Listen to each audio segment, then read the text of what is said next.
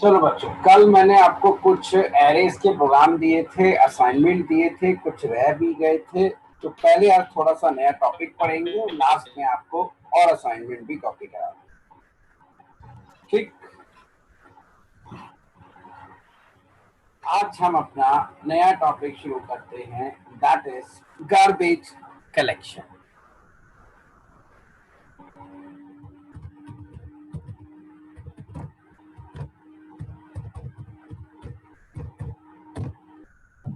Garbage collection,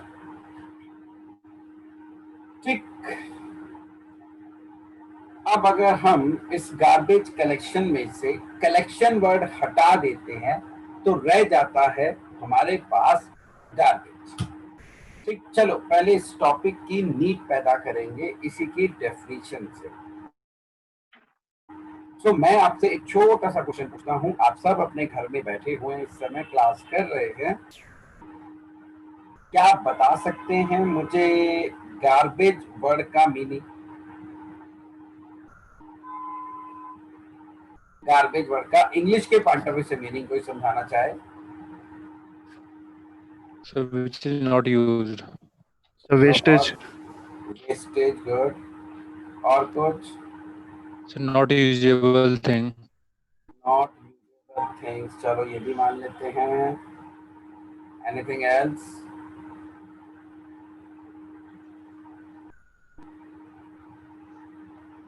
कोई और कुछ बोलना चाहे?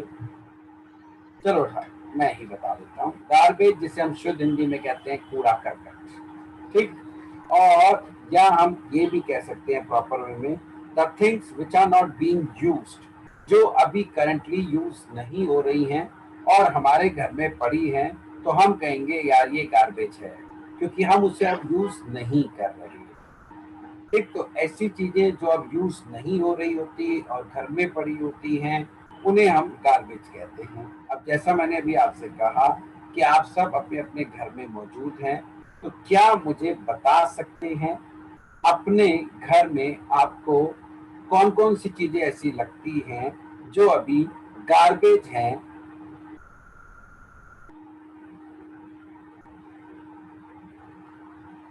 अपना घर बटोलिए और मुझे बताइए कि कौन सी ऐसी चीजें जो आप कह सकते हैं घर में, यार ये अभी गार्बेज है हमारे घर में। बताइए, जरा सोचिए। सर मैं खुद। हाँ? क्या कह रहा है? मैं खुद। तू खुद? ये तो तू मेरा ही डायलॉग मार रहा है, पुराना स्टूडेंट है रहने। ये तो पुराना स्टूडेंट, रहने दे, कुछ और सोच, मजा नहीं आया। ये मेरा ही डायलॉग मार रहा पुराना, जो मैंने अब बोलना छोड़ दिया तू उसे अब बोल रहा। कोई और बताओ।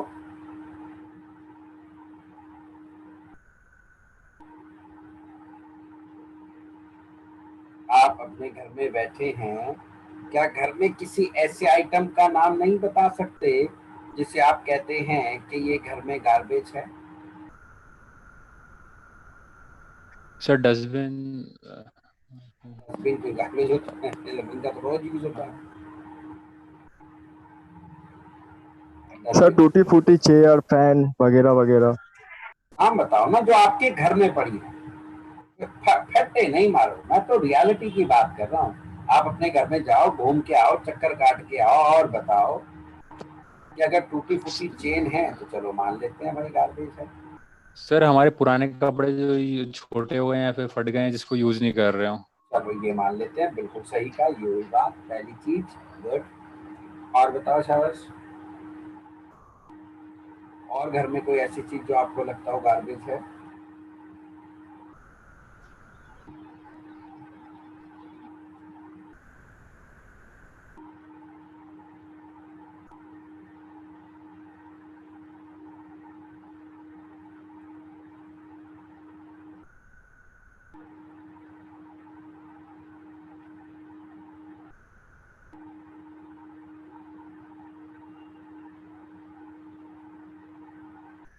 तो भाई सारे ऐसी शांति से बैठ जाते हैं।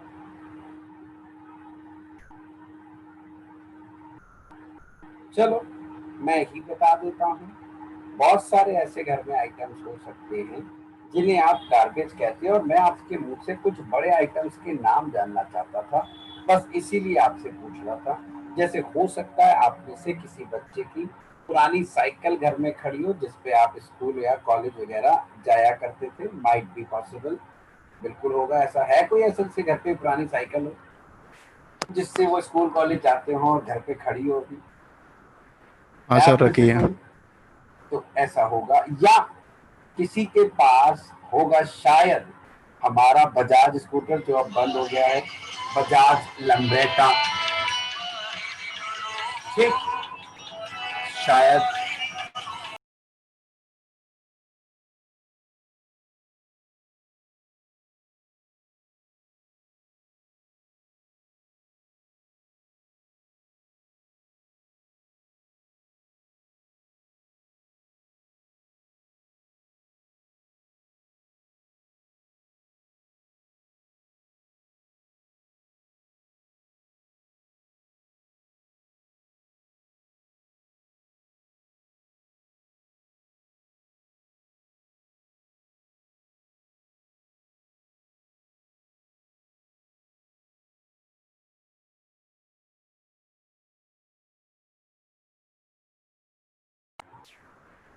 एक मैं बजाज स्कूटर की बात कर रहा था। हो सकता है कुछ लोग के घर में खड़ा हो Bajaj super, Bajaj Chetak, LML Vespa, ये भी एक पुराना, या घर में कोई पुरानी चेयर जैसे किसी ने कहा हो, या घर में कोई पुरानी डाइनिंग टेबल या सोफा, या जैसे मेरे पास मेरी पहली बाइक जो मैंने लाइफ में खरीदी थी 2000 के अंदर, आज से 20 साल पहले ऑलमोस्ट, RX 100, तो वो आज भी मेरे पास है। अब चलती नहीं है, चलती है मगर उसे चलाते नहीं है, उसकी आरसी वारसी सब एक्सपायर हो गई है, पुलिस वाले बंद कर देंगे उसे।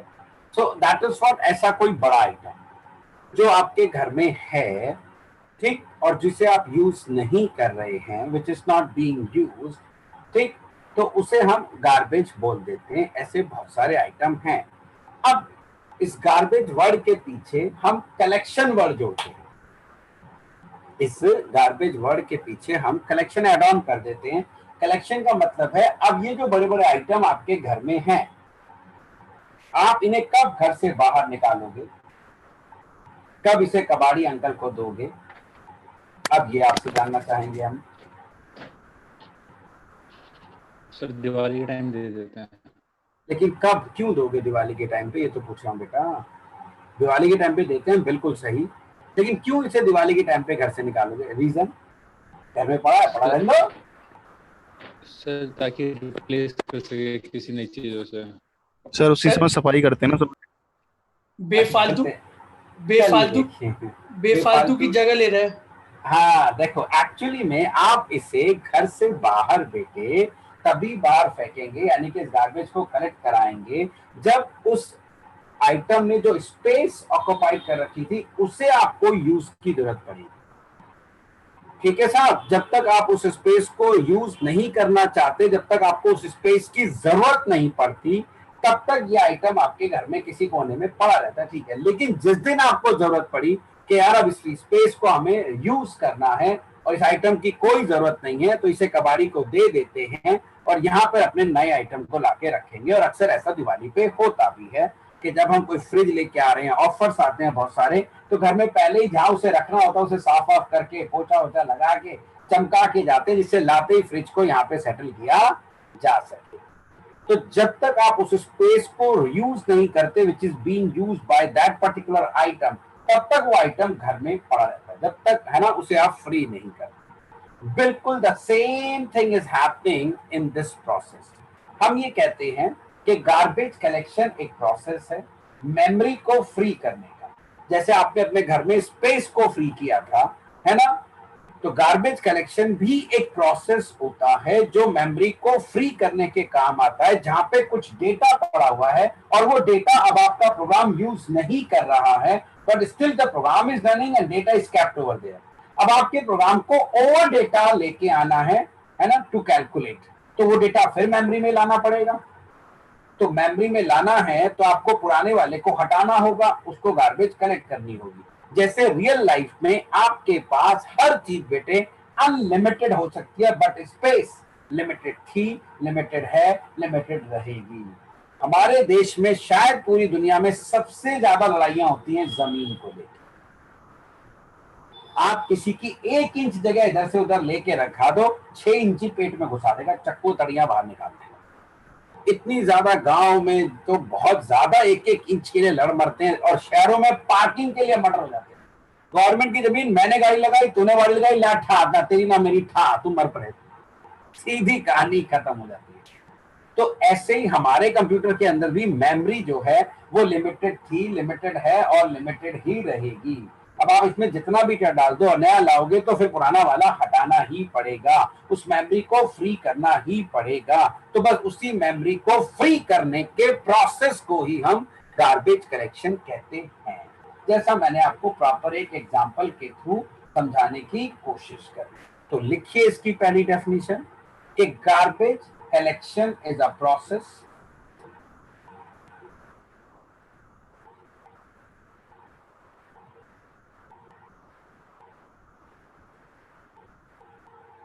garbage collection is a process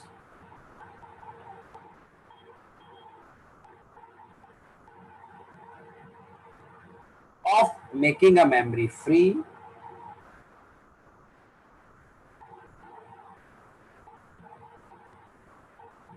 garbage collection is a process of making a memory free which is not being used by the program.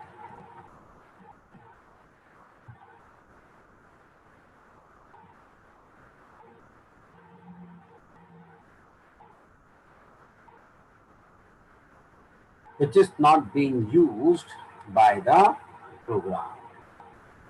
तो सिंपली गार्बेज कलेक्शन एक प्रोसेस हो गया मेमोरी को फ्री करने का, जैसे आप घर में भी अपने घर के स्पेस को फ्री करने के लिए, सो दैट उसे रीयूज किया जा सके, उसमें और नया आइटम रखा जा सके। The same thing is happening here. 2 GB की रैम है तो 2 ही रहेगी भाई, है ना। 10 GB की हार्ड डिस्क है तो 10 GB रहेगी, 50 GB की है तो 50 ही रहेगी। तो ये तो समझ में आ गया कि गार्बेज कलेक्शन एक प्रोसेस होता है मेमोरी को फ्री करने का। अब यहां से अगले स्टेप पे चलते हैं। अब यहां से अगला क्वेश्चन आता है कि what kind of a memory is made free via garbage collection process. Garbage collection process के थ्रू किस टाइप की मेमोरी को फ्री करते हैं, बिकॉज हमारे प्रोग्राम के पास वैरायटी ऑफ मेमोरी है। हमारे पास मेथड एरिया है, हमारे पास हीप एरिया है, हमारे पास स्टैक एरिया है, हमारे पास नेटिव स्टैक एरिया है, जिसमें अपने डिफरेंट इंस्ट्रक्शंस को हमने रखा हुआ है। ठीक, तो ये किस टाइप की मेमोरी को फ्री करने के लिए बनाया गया है, या every type of memory can be made free via garbage collection process. तो अब हम इस पे बात करेंगे, because we have got a variety of memory. अब अगर हम बात करते हैं मेथड एरिया में, ठीक, तो ये जो मेथड एरिया है, ठीक है बेटा, इसके अंदर हमारे सारे मेथड्स की इंस्ट्रक्शंस आती हैं, and these instructions are put by the JVM into this area.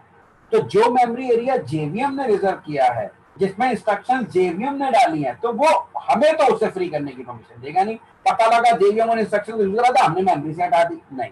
तो अगर जेवीएम किसी मेमोरी एरिया को रिजर्व करेगा तो फिर जेवीएम की ड्यूटी है वो फ्री करेगा। तो ये मेथड एरिया में तो इंस्ट्रक्शन जेवीएम डालता है, हमारे मेथड की इंस्ट्रक्शन को जेवीएम उसमें डालता है। बात करते हैं हम नेटिव स्टैक की, उसमें भी जब जेवीएम ही मेथड कॉल करता है ऑपरेटिंग सिस्टम के, जिन्हें वो वहां लोड कर देता है। फिर आता है स्टैक एरिया, वो है लोकल वेरिएबल्स, जैसी मेथड चलते हैं वो स्टैक में आ जाते हैं, और जैसी फंक्शन खत्म होता है आपका मेथड, वो अपने आप ही हट जाते हैं, हमें वेरीफाई करने की जरूरत ही नहीं पड़ती है। तो अधिकतर आप मेमोरी एरिया देखेंगे, उन सब के अंदर जो इंस्ट्रक्शंस डाली जाती हैं, या जो भी डेटा या जो भी इंफॉर्मेशन डाली जाती है, that is put by the technology, और हमारे केस में जेवीएम, ठीक। और जो टेक्नोलॉजी रिजर्व करेगी तो फिर टेक्नोलॉजी फ्री करेगी। लेकिन इन सब मेमोरी एरिया में एक मेमोरी एरिया ऐसा होता है जहां पे डेटा या इंफॉर्मेशन या इंस्ट्रक्शंस को हम प्रोग्रामर्स डालते हैं। तो जब हम डालेंगे तो फिर हमारी ड्यूटी है उसको टाइम टू टाइम फ्री करना, सो दैट उसमें हम और डेटा स्टोर कर सके। और वो मेमोरी एरिया होता है हीप, ठीक। वो मेमोरी एरिया है हीप, क्योंकि हीप एरिया के अंदर ही हम डेटा डालते हैं और ये मेमोरी कौन सी होती है? The memory which has been allocated at run time. तो गार्बेज कलेक्शन प्रोसेस जो है ये बनाया गया है दुनिया की हर प्रोग्रामिंग लैंग्वेज में सिर्फ और सिर्फ एक ही टाइप की मेमोरी को फ्री करने के लिए, जिसे हम कहते हैं dynamic allocated memory, DMA. Run time पे जो मेमोरी एलोकेट की जाती है। तो अगला रूल लिखो कि garbage collection process is made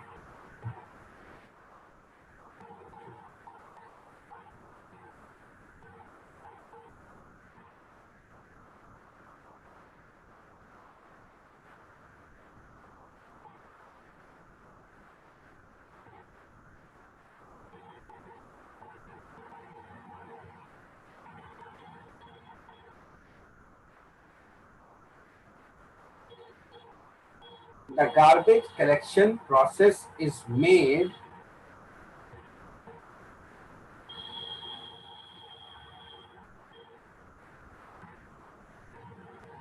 to make the memory free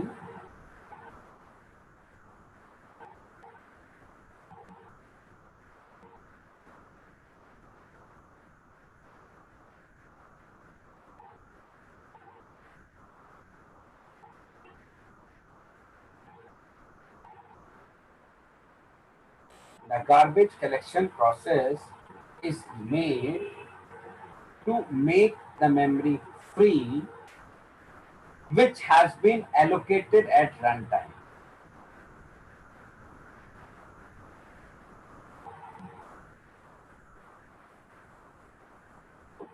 Which has been allocated at runtime.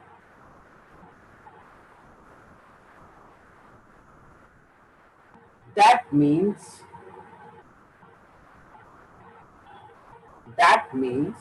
the memory of heap area.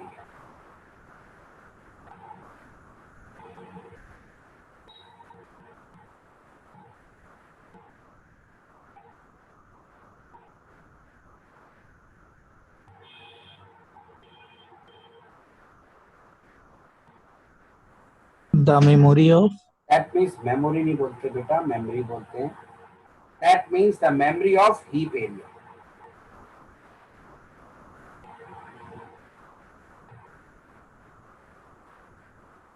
Memory of heap area, क्योंकि दुनिया की हर प्रोग्रामिंग लैंग्वेज के अंदर जब भी रन टाइम पे मेमोरी एलोकेट होती है तो वो सिर्फ और सिर्फ एक ही एरिया के अंदर होती है, दैट इज कॉल्ड हीप.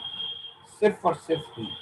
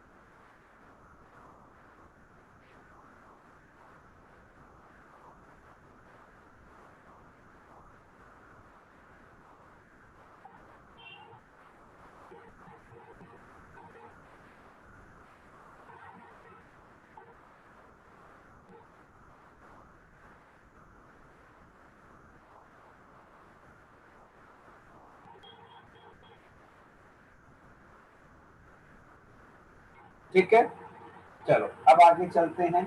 अब होता क्या था, जावा से पहले जितनी भी प्रोग्रामिंग लैंग्वेजेस थी उनके अंदर इस रन टाइम पे एलोकेटेड मेमोरी को फ्री करने की जिम्मेदारी प्रोग्रामर की होती थी, क्योंकि प्रोग्रामर ही इसके अंदर अपना डेटा डालता था.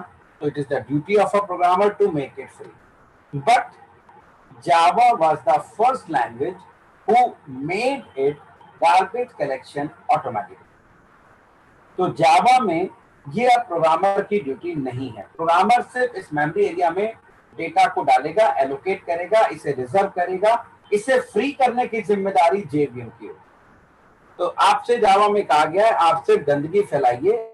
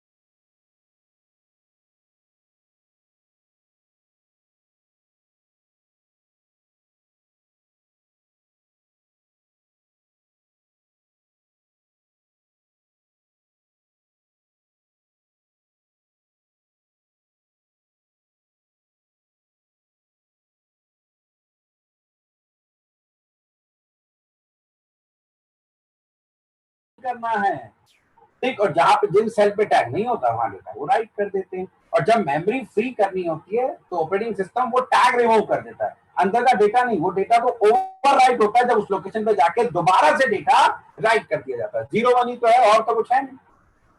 तो वहां जाके जब दोबारा डेटा ओवरराइट होता है तब जाके पुराना डेटा लॉस्ट हो जाता है। आप फॉर्मेट कर दो, टैग हट चुके हैं, लेकिन स्टिल वहां से डेटा निकाला जा सकता है।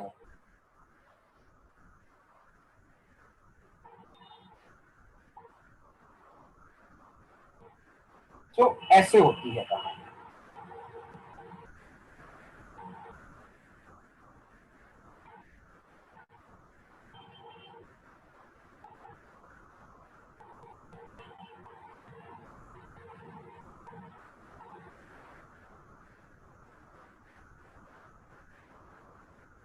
ठीक है, आती है मेरी बात समझ में सबको अच्छे से?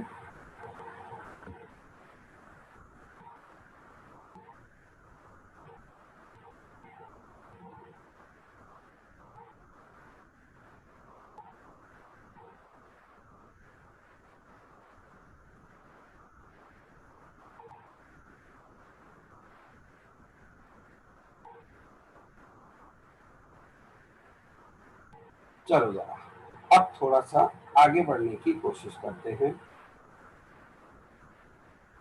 अब जावा की अगर हम बात करें तो जावा में तो रन टाइम पे सिर्फ और सिर्फ एक ही चीज को मेमोरी मिलती है। जावा में तो रन टाइम पे सिर्फ और सिर्फ एक ही चीज को मेमोरी दी जाती है, और वो है ऑब्जेक्ट। आप बहुत अच्छे से जानते हैं। तो इसका मतलब जावा में जो गार्बेज कलेक्शन प्रोसेस है वो सिर्फ और सिर्फ किसकी मेमोरी फ्री करता होगा? सिर्फ ऑब्जेक्ट की, क्योंकि आप जानते हैं हीप एरिया में सिर्फ और सिर्फ एक ही चीज को मेमोरी दी जाती है और वो है ऑब्जेक्ट, ठीक। तो जावा का जो गार्बेज कलेक्शन होगा वो सिर्फ किसकी मेमोरी फ्री करेगा? और सिर्फ ऑब्जेक्ट की मेमोरी को फ्री करता है।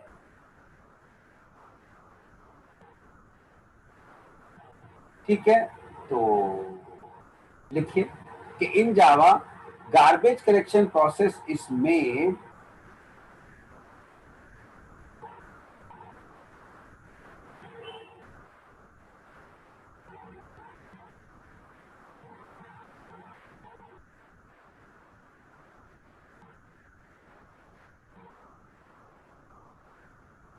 in Java, garbage collection process is made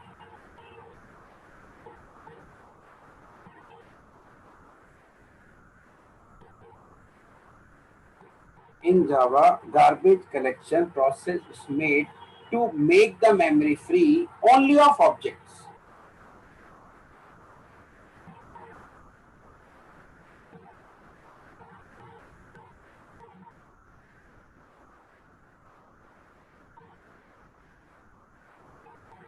To make the memory free only of objects.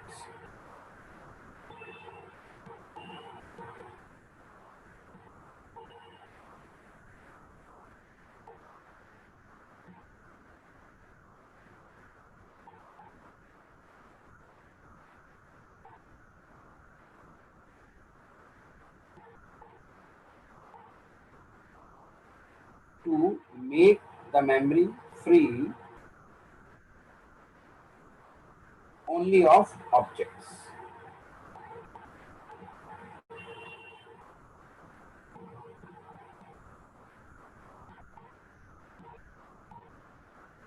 ठीक है, तो जावा में गार्बेज कलेक्शन प्रोसेस सिर्फ और सिर्फ ऑब्जेक्ट की ही मेमोरी को फ्री करता है।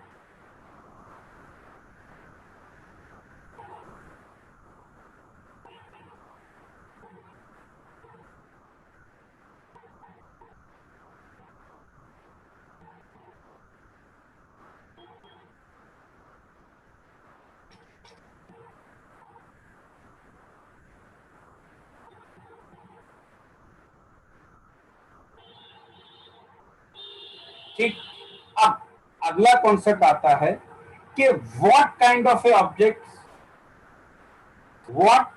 Object are made free by the garbage collection process. किस टाइप के ऑब्जेक्ट्स को garbage collection process memory free करता है? ऐसा नहीं होना चाहिए कि एक ऑब्जेक्ट को आप यूज कर रहे हैं, ऊपर से पीछे से जेवीएम आया और उसकी मेमोरी फ्री करके चला गया, है ना। तो what kind of objects are made free by the garbage collection process, ये क्वेश्चन लिखो।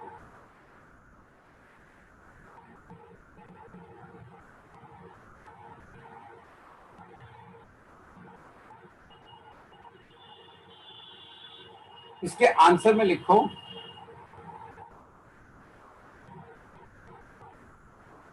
Only unreachable objects, only the memory of, ऐसे लिख लो, only the memory of unreachable object,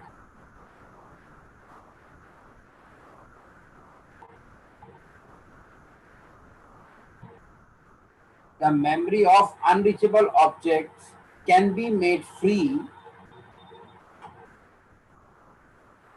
via garbage collection process.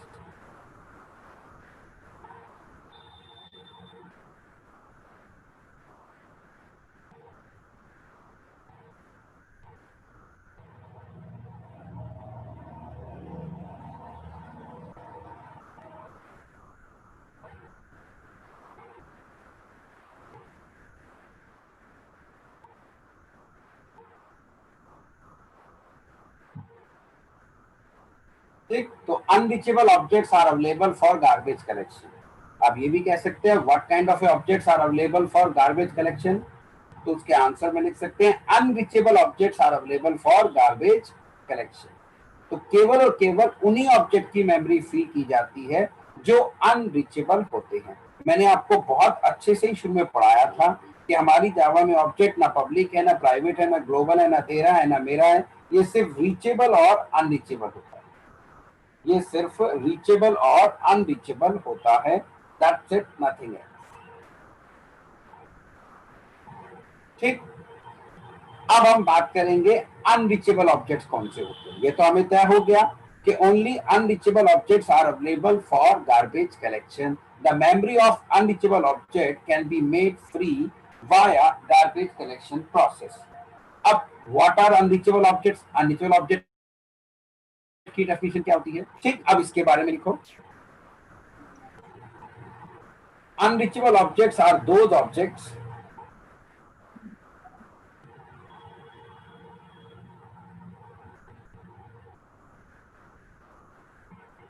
unreachable objects are those objects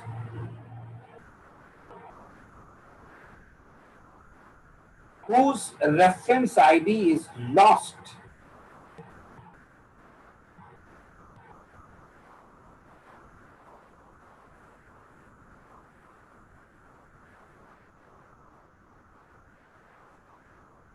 unreachable objects are those objects whose reference ID is lost from the program.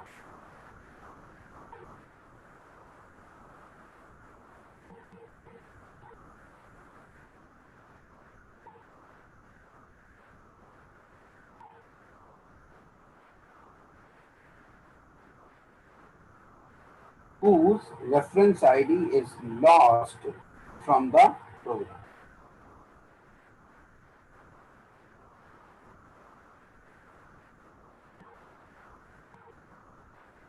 ठीक, वो object unreachable object कहलाता है जिसका reference ID आपके programme में नहीं है, क्योंकि आप जानते हैं आप किसी भी ऑब्जेक्ट की मेमोरी एरिया तक सिर्फ और सिर्फ एक ही तरीके से जा सकते हैं, via reference of that object, या आप कह सकते हैं via reference ID of that object. और अगर आपके पास उसका रेफरेंस आईडी नहीं है तो फिर वो मेमोरी आपके लिए अनरीचेबल है, आप उसके ऑब्जेक्ट के अंदर पड़े डेटा को आप यूज नहीं कर पाओगे। तो हम ऐसे समझ सकते हैं कि जो ऑब्जेक्ट है वो एक खजाना है और रेफरेंस आईडी उस तक पहुंचने का एक नक्शा है। तो अगर आपसे नक्शा खो गया तो वो ऑब्जेक्ट, तो वो खजाना तो वहीं का वहीं पड़ा है ना, खजाना थोड़ा खत्म हुआ है, बट अब आप उस खजाने तक नहीं जा सकते क्योंकि आपके पास उसका नक्शा नहीं है। ठीक है, तो ओनली अनरीचेबल ऑब्जेक्ट्स, तो unreachable objects are those object whose reference ID is lost from the program. चलो ये भी कहानी समझ में आ गई। अब एक कदम हम आगे बढ़ते हैं। जावा में अब कब अनरीचेबल ऑब्जेक्ट बनते हैं और फिर जेवीएम उनकी मेमोरी कैसे फ्री करता है, अब हम इसके ऊपर बात करें। ठीक, कि कब एक जावा में ऑब्जेक्ट अनरीचेबल हो जाता है और फिर इंटरनली जेवीएम उसकी मेमोरी को कैसे फ्री करता है, अब ये बात हम करने वाले हैं अच्छे से। तो हमारी जावा में 4 तरीके हैं, देयर आर 4 वेज, है ना, by which object can be made unreachable. एक ऑब्जेक्ट को अनरीचेबल बनाया जा सकता है, जिनमें से जो पहला तरीका है वो उसके अकर होने के चांसेस होते हैं 90%, क्योंकि इस तरीके में ऑब्जेक्ट ऑटोमेटिकली अनरीचेबल होता रहता है। जावा ने अपना आर्किटेक्चर ही ऐसा बनाया है भाई, क्योंकि अगर हम अनरीचेबल बनाते और तभी जेवीएम फ्री करता, तो हम बनाते ही ना जेवीएम फ्री कर पाता, फिर जावा में आए दिन आउट ऑफ मेमोरी आती रहती, आउट ऑफ मेमोरी एरर आती चली जाती है। Got it? तो जावा का आर्किटेक्चर कुछ ऐसा है कि हम ऑब्जेक्ट बनाते हैं, यूज करते हैं, ऑटोमेटिकली वो अनरीचेबल बन जाता है और ऑटोमेटिकली उसकी मेमोरी फ्री होती रहती है। तभी तो हम कहते हैं Java is a robust language. Java का प्रोग्राम रन टाइम पे इतनी आसानी से फेल नहीं होता। रोबस्ट का मतलब हार्ड टू ब्रेक। जावा में आउट ऑफ मेमोरी एरर नहीं आती है। ठीक है, तो कुल मिला के 4 तरीके हैं जिसमें एक ऑब्जेक्ट को, जिसके थ्रू एक ऑब्जेक्ट को हम अनरीचेबल बना सकते हैं। जिसमें पहला तरीका है जिसमें वो ऑटोमेटिकली बनता है, हमें करने की जरूरत नहीं। बाकी 3 तरीके, उसमें अगर हम किसी ऑब्जेक्ट को अनरीचेबल बनाएंगे तो वो बनेगा, अदरवाइज नहीं बनेगा। पहले वाले तरीके के अकर होने के चांसेस होते हैं 90%। बाकी रिमेनिंग जो 3 हैं वो 10% में आते हैं। तो चलो जरा बातें करते हैं, पहला वाला तरीका कौन सा है। ठीक, और फिर मैं ये बताऊंगा जब एक ऑब्जेक्ट अनरीचेबल हो जाता है तो जेवीएम कैसे उसकी मेमोरी बैकग्राउंड में फ्री करता है ऑटोमेटिकली, क्या क्या प्रोसेस चलता है, क्या क्या चीजें होती हैं, इस बारे में हम बातें करेंगे। Got it? चलो देखें जरा पहला तरीका।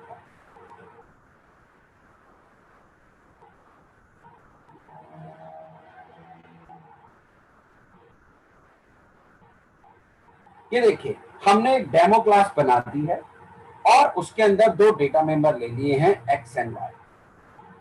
ठीक, अब हमने अपनी एक क्लास बनाई टेम, ये रहा इसका मेन फंक्शन। यहां पर हम जब इस क्लास को एग्जीक्यूट करेंगे तो उसका मेन चलेगा। मेन के अंदर हमने एक डेमो क्लास का ऑब्जेक्ट बना दिया। ऑब्जेक्ट आ गया हीप में, एक्स और वाई पैदा हो गए और इसके लोकल वेरिएबल चले जाते हैं स्टैक में। स्टैक में जाके ये D1 पैदा हो गया, इसका रेफरेंस यहाँ पे आ गया। Got it? फिर हमने अपनी क्लास का शो चलाया, शो चला, शो के अंदर से एक और डेमो क्लास का ऑब्जेक्ट बना, वो भी हीप में आ गया बेटे, और उसका भी रेफरेंस D2 में चला गया, ये स्टैक में चला गया लोकल वेरिएबल।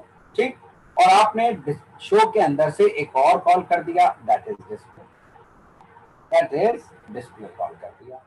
ठीक है बेटा, डिस्प्ले चला, उसके अंदर से एक और डेमो क्लास का ऑब्जेक्ट बन गया, ये आ गया, वो भी हीप में, रेफरेंस D3 में चला गया।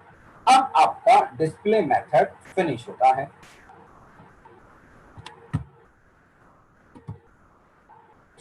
मान लिए डिस्प्ले मेथड फिनिश हो गया, इसे हमने हटा दिया। अब जब मेथड खत्म हो जाता है तो उसके जितने भी लोकल वेरिएबल हैं मेथड के खत्म होते ही वो भी रिमूव हो जाते हैं।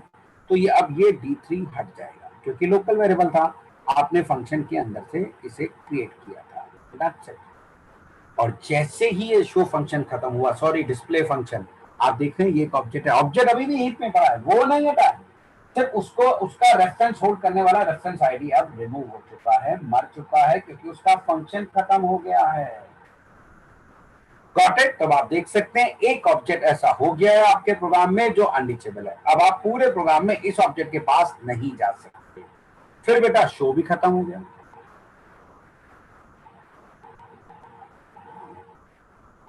शो खत्म तो इसके अंदर का लोकल वेरिएबल मर गया, एंड दैट इज D2।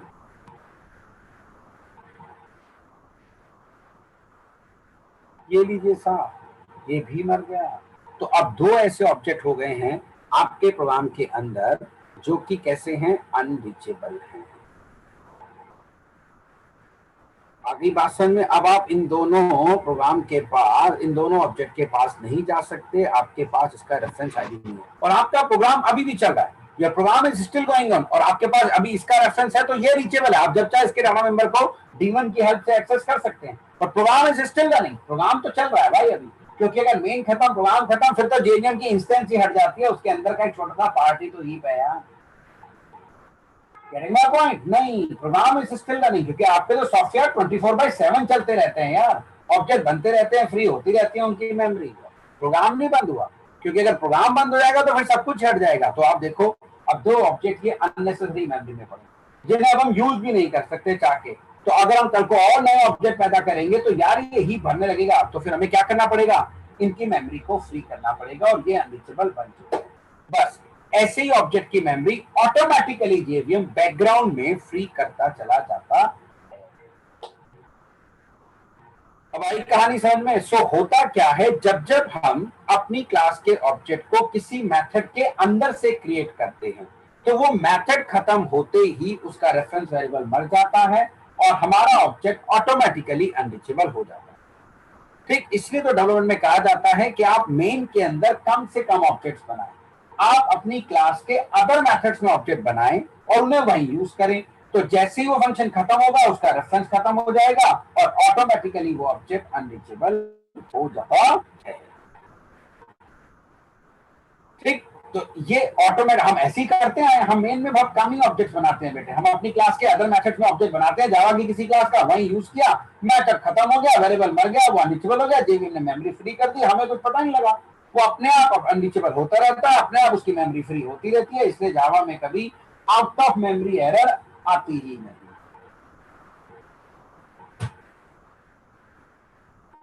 आगे हमारी कहानी समझ में सबको अच्छे से। तो ये है वो पहला तरीका, ठीक, जिसके सबसे ज्यादा अकर होने के चांसेस हैं आपके ऑब्जेक्ट को अनरीचेबल बनाने में, और बनता भी है। ठीक, तो मैं अब इसे जरा वापस ले आता हूं, आप जरा इसे नोट डाउन कर लीजिए जरा अच्छे से, इस डायग्राम को बना लीजिए, फिर इसमें मैं चेंजेस करूंगा।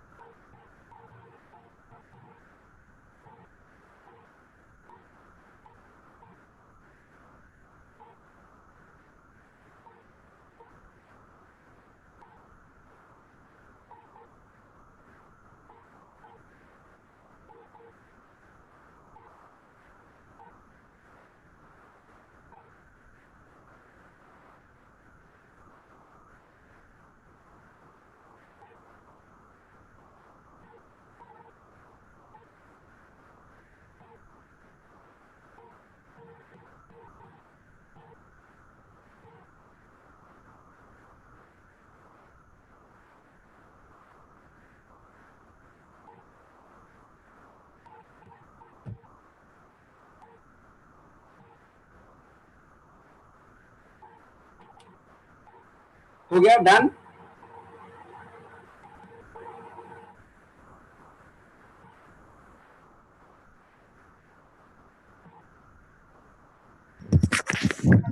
जी सर।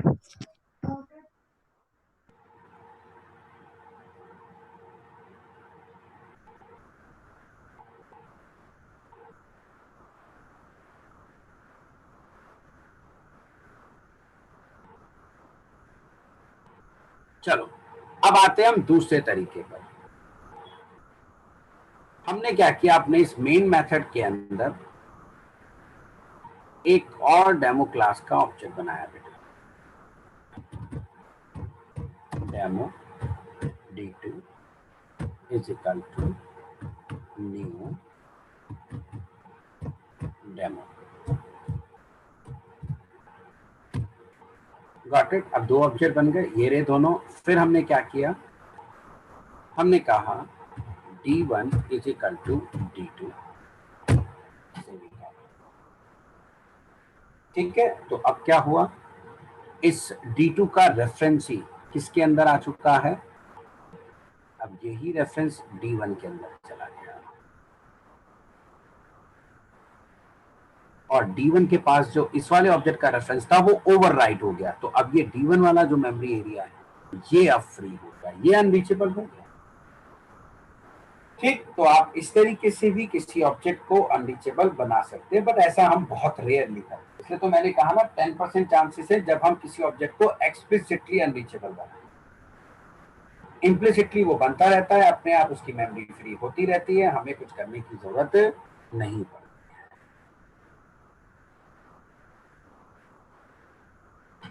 ठीक है साहब, आती है हमारी बात समझ में सबको अच्छे से।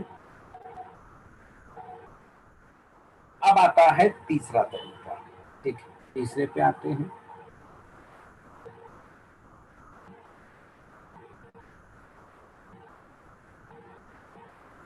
हमने एक डेमो क्लास का ऑब्जेक्ट बनाया,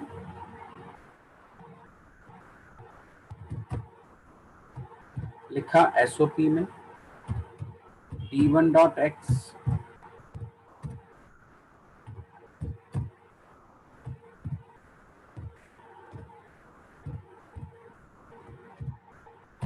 ठीक है बेटा, दोनों डाटा मेंबर एक्सेस कर लिए। Then I said d1 is equal to null, हम रेफरेंस वेरिएबल में नल डाल सकते हैं और जैसे ही इसमें नल आएगा इसके अंदर जो रेफरेंस था वो लॉस्ट हो जाएगा, वो लॉस्ट हो जाता है और फिर से वो ऑब्जेक्ट कैसा हो जाता है, अनरीचेबल। फिर से ऑब्जेक्ट कैसा बन गया, अनरीचेबल बन जाता है। तो ये हुआ तीसरा तरीका, ये हुआ हमारे पास तीसरा तरीका किसी भी ऑब्जेक्ट को अनरीचेबल बनाने का। ठीक, और ऐसा भी हम बहुत रेयरली करते हैं। जैसा मैंने आपसे कहा ना कि पहला ही तरीका जिसमें ऑब्जेक्ट ऑटोमेटिकली अनरीचेबल होता रहता है और मेमोरी उसकी फ्री होती चली जाती है।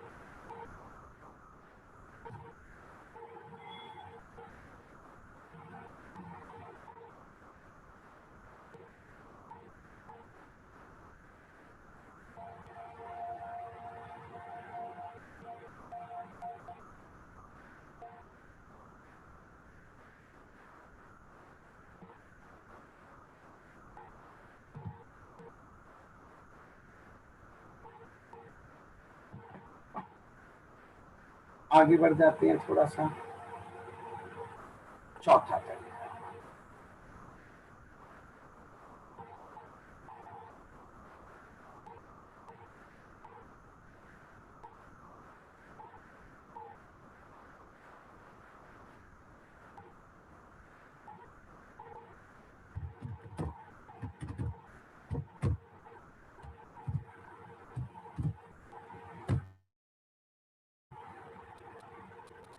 ये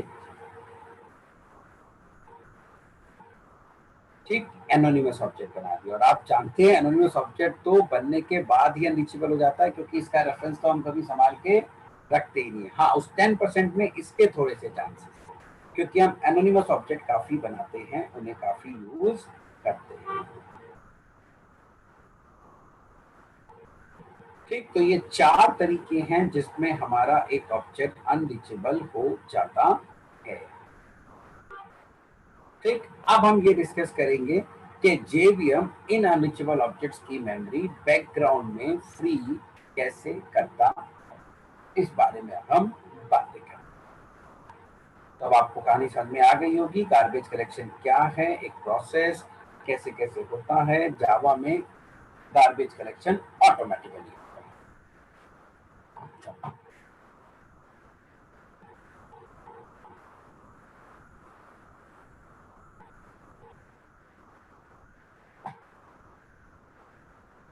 देखें जावा में कैसे होता है गार्बेज कलेक्शन। ठीक है, ये देखो, ये तो हो गई हमारी रैम, गॉट इट। फिर ये रैम के अंदर है इंस्टेंस ऑफ जेवीएम, ये भी आपको अच्छे से मालूम है। और मैंने आपको पढ़ाया था जब आप जावा टूल चलाते हो तो वो रैम के अंदर जेवीएम की एक इंस्टेंस क्रिएट कर देता है, जो मैंने सामने बनाई।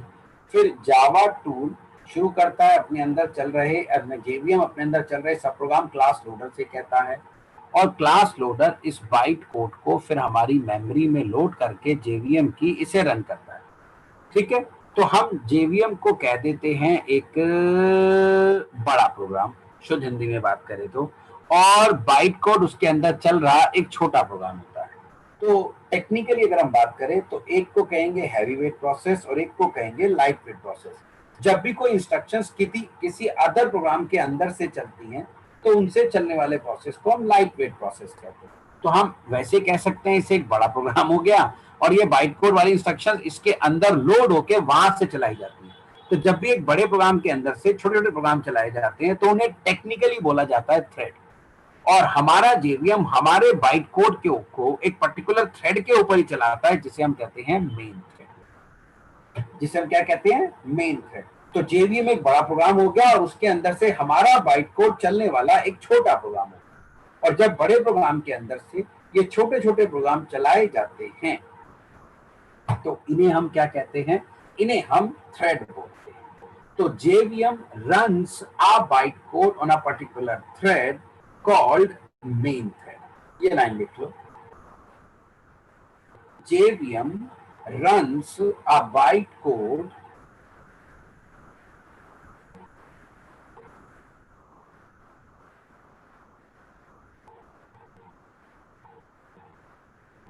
JVM runs a bytecode on a particular thread called main thread.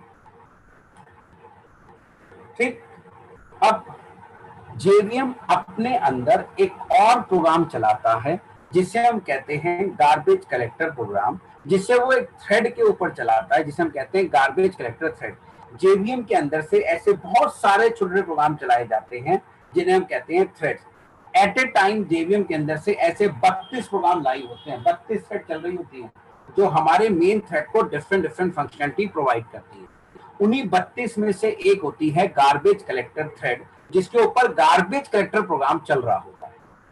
ठीक है, और जब जब इस गार्बेज कलेक्टर थ्रेड को चलने का मौका मिलता है ये मेन थ्रेड में आती है और यहाँ आके चेक करती है कि is there any unreachable object और not, is there any unreachable object और नॉट। और अगर इसे कोई अनरीचेबल ऑब्जेक्ट मिल जाता है तो ये उसकी मेमोरी फ्री कर देती है बैकग्राउंड में। और ये भी याद रखना एट ए टाइम चलती केवल एक ही थ्रेड है। तो अगर गार्बेज कलेक्टर थ्रेड चल रही है तो मेन थ्रेड रुकी हुई होगी, अगर मेन थ्रेड चल रही है तो गार्बेज कलेक्टर थ्रेड रुकी हुई होगी। तो एट ए टाइम एक ही चलती है और जब भी इसे चलने का मौका मिलता है ये मेन थ्रेड में जाती है, उसकी मेमोरी को फ्री करती है ऑब्जेक्ट्स की और वापस आ जाती है। तो garbage collection is done in a background by a thread called garbage collector thread. ये काम करती है, ऐसे बैकग्राउंड में होता है। ऐसे JVM आपके टाइम टू टाइम इसे चलाता रहता है जब भी इसे जरूरत पड़ती है और ये मेन थ्रेड में जाती है। तो दो प्रोग्राम ये पैरेलली चल रहे हैं, ऐसे 32 प्रोग्राम चलते हैं JVM के अंदर, जिनमें से एक हमारा होता है बाइट कोड की इंस्ट्रक्शन जिसे हम कहते हैं मेन थ्रेड पे चल रही हैं और ये गार्बेज कलेक्टर थ्रेड जिसे टेक्निकली हम डेमन थ्रेड कहते हैं। वो मैं आगे पढ़ाऊंगा डेमन थ्रेड क्या होती है जब मैं थ्रेडिंग सिखाऊंगा, क्योंकि आप अभी कंफ्यूज हो जाओगे, अभी आपको थ्रेड भी नहीं पता। अभी तो सिर्फ आप इतना याद रखो एक बड़े प्रोग्राम के अंदर से जब छोटे छोटे प्रोग्राम चलते हैं उन्हें थ्रेड कहते हैं। That's it, nothing else. इससे ज्यादा आपको सोचने की जरूरत नहीं है अभी राइट नाउ। सो ऐसे होती है काम। जरा इस डायग्राम को भी बना लो जल्दी से।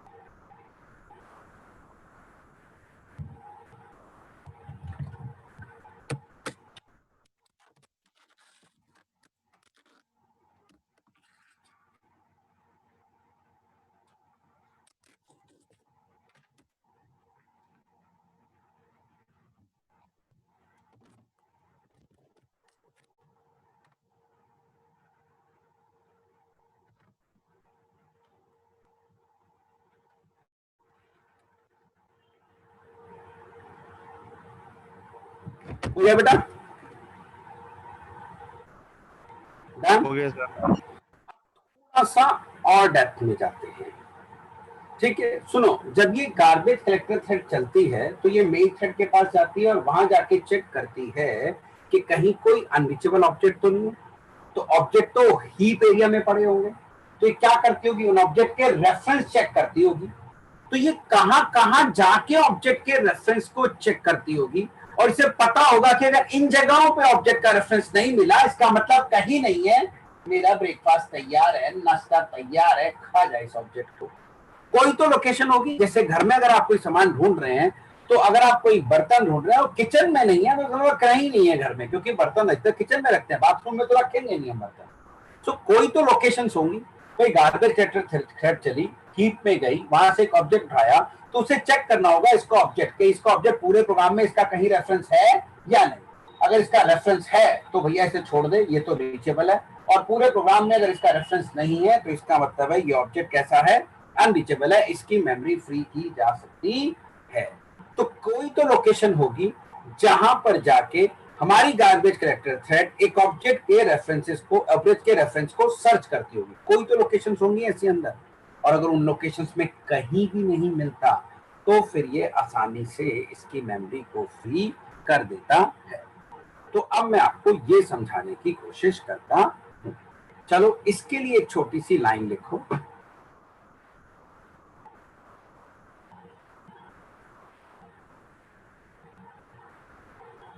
देखो, every thread maintains its own stack area. Every thread maintains its own stack area. हर थ्रेड अपना एक स्टैक एरिया मेंटेन करती है, और जब उस थ्रेड के अंदर से जितने भी वेरिएबल्स वगैरह पैदा होते हैं, सबको उसके स्टैक एरिया में ही मेमोरी मिलती है।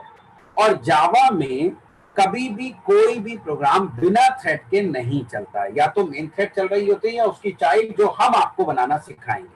तो लेट अस सपोज ये चली मेन थ्रेड, इसने अपने अंदर से एक थ्रेड शुरू करी T1, फिर ये मेन थ्रेड आगे बढ़ गई, फिर अपने अंदर से इसने एक और थ्रेड शुरू करी, लेट्स से T2, और ये मेन थ्रेड फिर आगे चली गई और ये भी चली गई। अब तीनों थ्रेड पैरेलली चल रही है।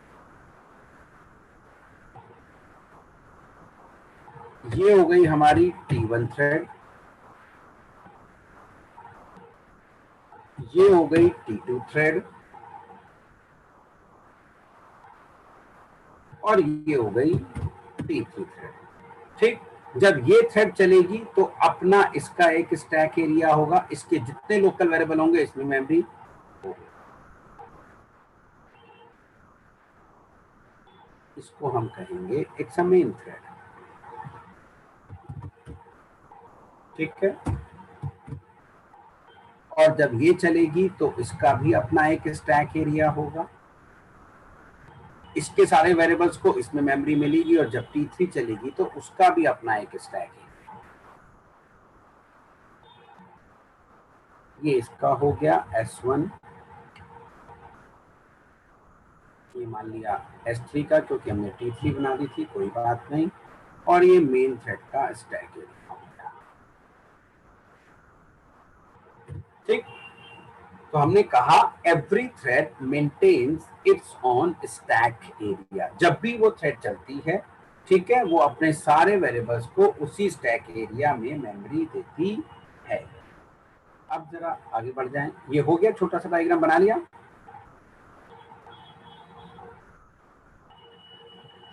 Yes sir.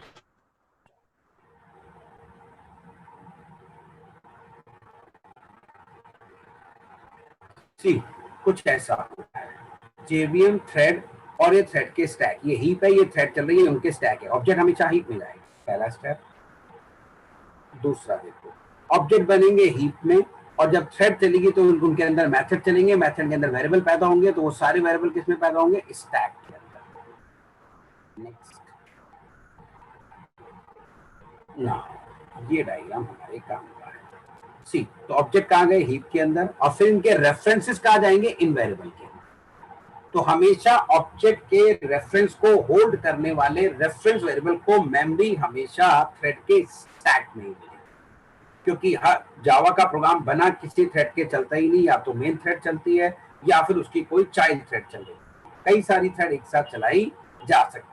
तो जब ये थ्रेड ऑब्जेक्ट क्रिएट करेंगे अपने मेथड के अंदर से, तो ऑब्जेक्ट तो हीप में जाएगा, इनका रेफरेंस वेरिएबल यहीं आ जाएगा इनके स्टैक एरिया में, तो इनके रेफरेंसेस वहां चले जाएंगे। Got it? जरा इस डायग्राम को बनाइए।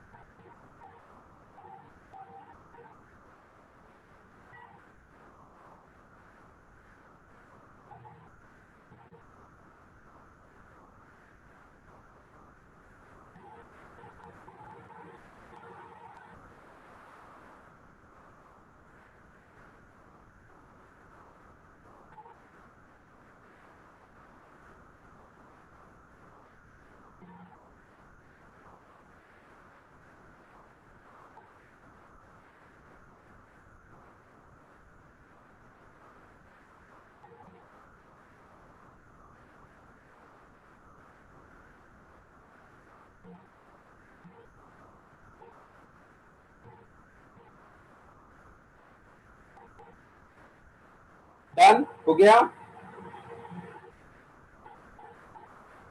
Yes sir.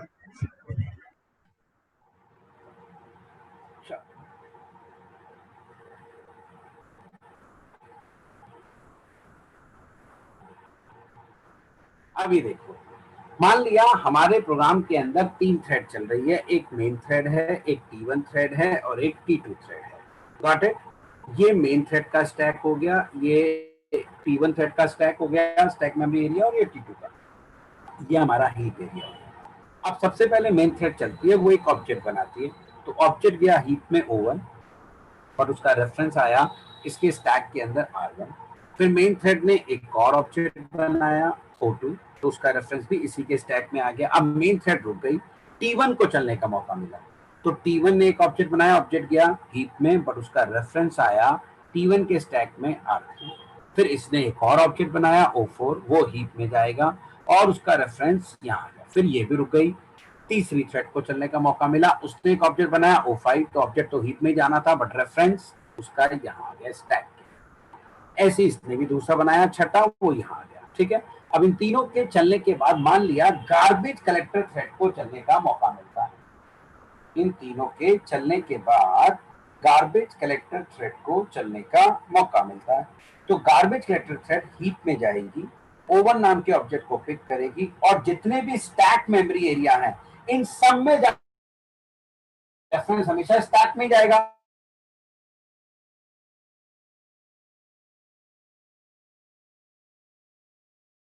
नहीं मिलता है, अगर इसका रेफरेंस किसी भी स्टैक में नहीं मिलेगा तो वो समझ जाएगी कि ये ऑब्जेक्ट अनरीचेबल है और इसकी मेमोरी फ्री कर दी। तो ऑब्जेक्ट का रेफरेंस हमेशा कहाँ चेक किया जाता है? स्टैक एरिया के अंदर चेक किया जाता है। Got it? चलिए बना लीजिए इस डायग्राम को।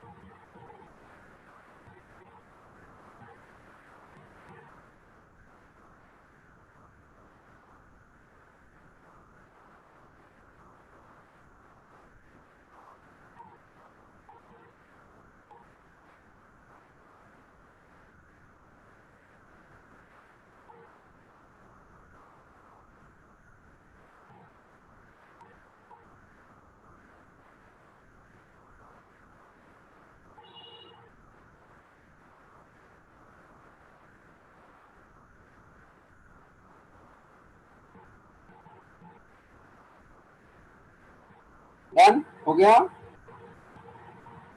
Yes, sir. Yes sir.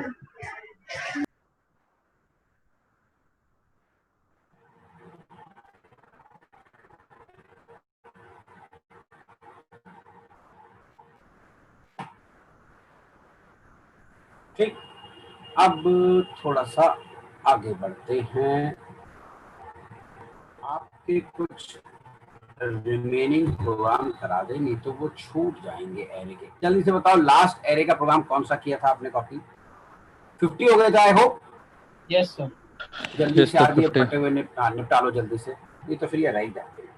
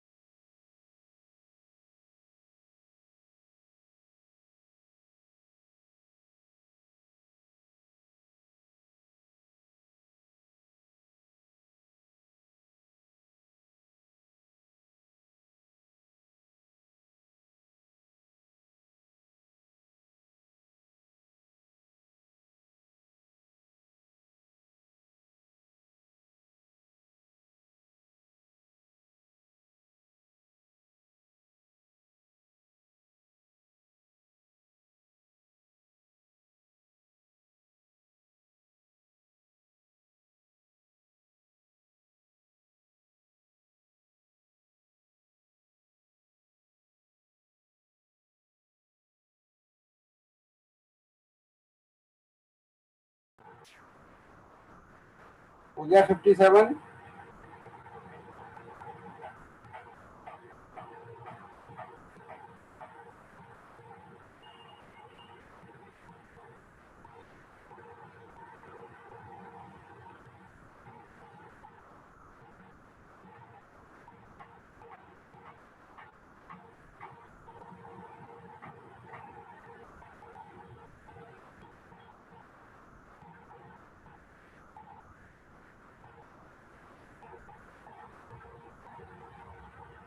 कर दे क्लोज।